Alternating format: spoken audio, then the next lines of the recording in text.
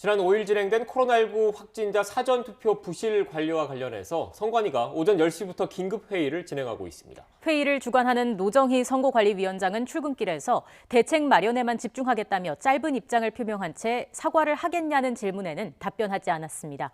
현장에 취재기자 나가 있습니다. 김우준 기자. 네, 과천에 있는 중앙선거관리위원회에 나와 있습니다. 네, 정치권에 이어 문재인 대통령까지 문제를 지적하면서 논란이 커지고 있습니다. 회의에서 어떤 내용이 오가고 있습니까? 네, 회의는 조금 전인 오전 10시 10분쯤부터 시작을 했습니다. 회의는 모두 비공개로 진행이 되고 있는데요. 따라서 지금 현장에서는 정확하게 회의 내용이 어떤 내용이 오갔는지는 알 수는 없는 상황입니다. 다만 주요 안건은 확실합니다. 이틀 앞으로 다가오는 보훈 투표 시 코로나19 확진자와 격리자에 대한 투표 관리 방안입니다. 앞선 지난 주말 이 문제가 논란이 됐는데요. 코로나19 확진자들이 사전 투표를 할 때 당시에 투표 용지 관리 부실이 논란이 됐습니다. 오늘 오전 10시 10분부터 회의를 진행하고 있는 선관위 측은 이틀 앞으로 다가온 본투표에서의 재발 방지 대책을 최종 결정합니다. 이미 대책 초안은 회의 전에 나왔고 오늘 긴급회의에서 초안을 검토하고 최종적으로 확정을 합니다.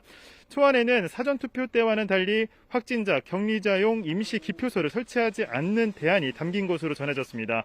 확진자, 격리자라도 일반 유권자들의 투표가 끝난 뒤 같은 투표소에서 투표하도록 하는 방안이 가닥으로 잡힌 건데요.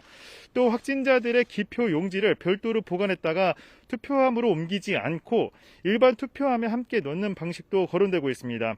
확진자들의 기표 용지를 종이 상자나 플라스틱 소쿠리 등을 별도로 보관하다가 이번 논란이 빚어졌다고 보고 있기 때문입니다. 기표소와 투표함을 통일하면 대리투표 의심이나 비밀선거 원칙 훼손 등은 원천 차단할 수 있지만 감염 우려라는 난관은 여전히 남아있습니다. 사전투표 논란이 이렇게 커진 건 대선 결과가 아주 근소한 차이로 당락이 갈릴 경우 부정선거 논란 혹은 불복 시비가 벌어질 여지가 있기 때문입니다. 네, 선관위의 사전투표 부실 관리와 관련해서 정치권의 비판도 이어지고 있죠?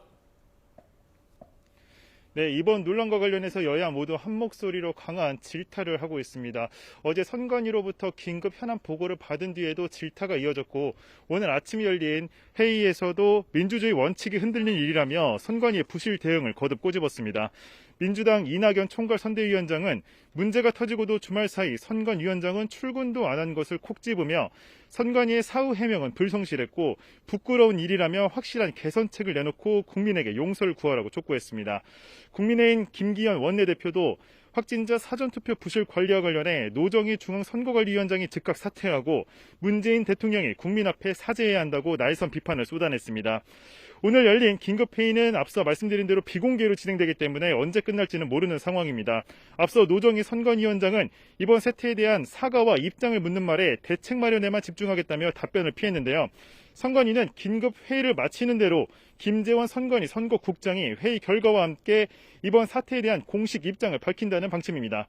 지금까지 과천 중앙선거관리위원회에서 YTN 김우준입니다.